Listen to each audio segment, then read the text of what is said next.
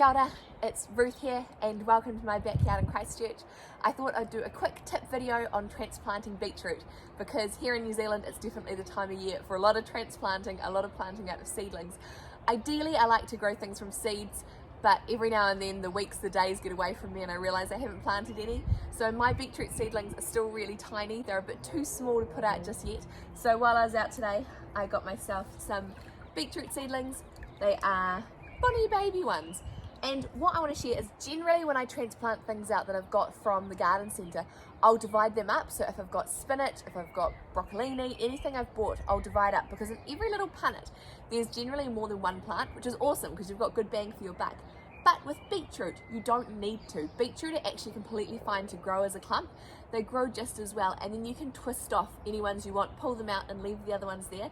It means with the beetroots, they're just getting the least amount of root disturbance as possible because they are root crops.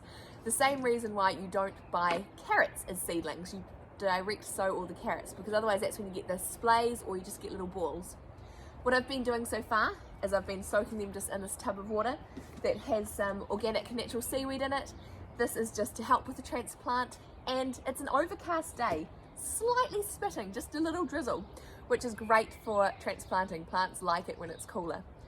In this garden, I hid my carrots here beforehand, so what I've done is I've put about 4 big buckets of compost on it so that it's ready to go, so that it's got some good nutrients. So let's quickly get this beetroot in the ground. Here are my beautiful beetroot seedlings. They are bonny babies. So number one, what I'm going to do is just put my hand over so they don't all fall out and give the base a bit of a pinch so that they do come out easy.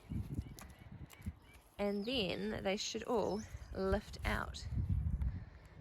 As you can see, there's lots of roots in here and they're actually kind of together at the start as well. So what I need to do is take them apart and then just place them where I want them to go.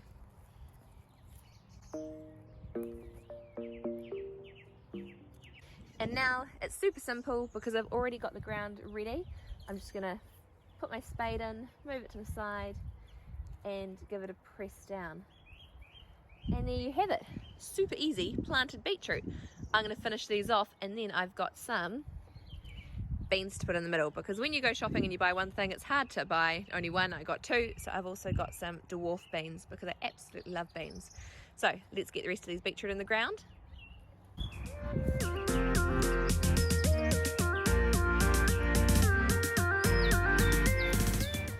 And now I have my beans I'm going to plant in as well. Now these have actually got 2 per little punnet, and so what I'm going to do is I'm going to split these up, but I'm going to split them up really carefully. And you can see the roots already coming out the bottom, so they really do need to go into the ground. And it says they need 12 to 15 centimetres apart, and I've got a bit of space in this garden, so I'll make sure I give them some room. So again, pushing out the bottoms to make sure that they come out, and you can kind of see the roots actually disappearing.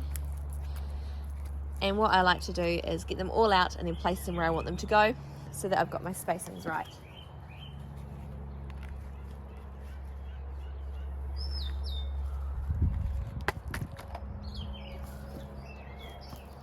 So just very gently tease them apart. There you go.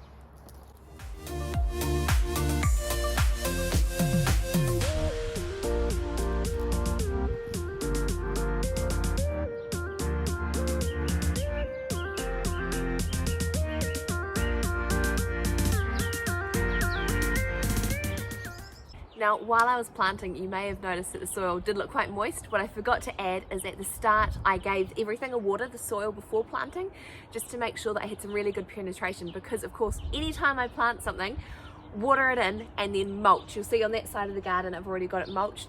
Mulch, mulch, mulch is the key for summer and for winter. For summer, for locking in the moisture, for winter, locking in the warmth. So what I'm going to do is I'm going to use this water here that I had the plant soaking in that's got a bit of the seaweed mix in, give them another water with this, add pea straw and then water again so that the pea straw's got the water in it so it's ready to absorb.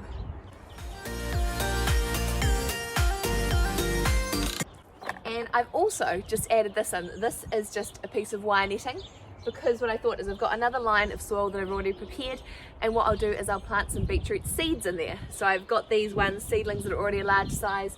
I do have some little seedlings in the glass house that are waiting, but I thought I can do some direct sowing as well. Only problem is, went inside to grab my seeds and realised I've run full out of beetroot seeds.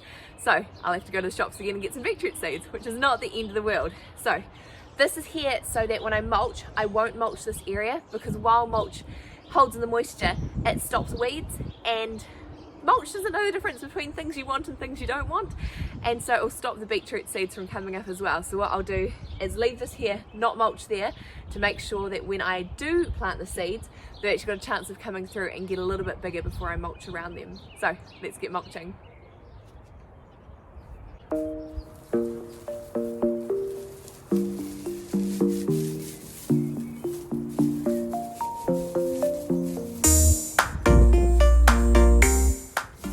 Reaching across in the garden is certainly not as easy as it used to be.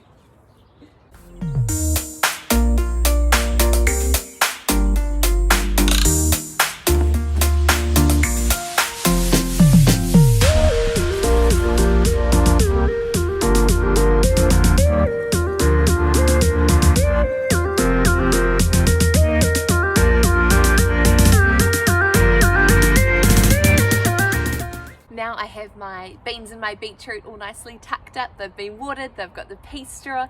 What I'll need to remember to do with my beetroot is just every couple of days, just move the pea straw away a little bit, because the beetroot is small still and my birds, just the wild ones, do love to dig around in the pea straw. It is starting to drizzle a little bit more, which I'm hoping does turn into rain, but it just kind of looks grey and drizzly, so we'll see what happens. So thank you so much for watching. I will put more videos later of how this progress goes and grows. So see you next time. Ka kite!